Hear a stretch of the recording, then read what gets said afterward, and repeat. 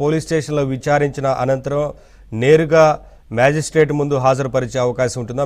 Back Vallabhaneni వంశీని ఇప్పటికే పోలీసులు అరెస్టు చేశారు. హైదరాబాద్లో అరెస్టు చేసిన అనంతరం గన్నవరం తరలిస్తున్నట్లుగా తెలుస్తోంది. గన్నవరం పోలీస్ స్టేషన్లో విచారణ అనంతరం అక్కడ నుంచి మ్యాజిస్ట్రేట్ ముందు హాజరుపరిచే అవకాశం ఉంటుంది.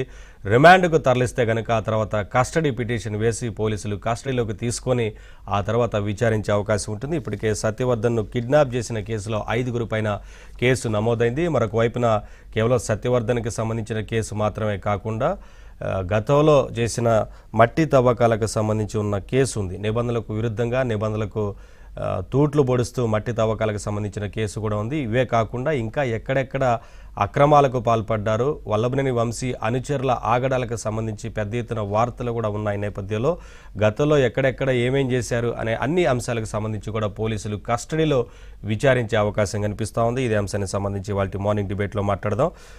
రాకేష్ గారు, అలాగే రాజేష్ గారు, రాయపాటి అరుణ గారు, అందరికీ నమస్కారం అండి, వెల్కమ్.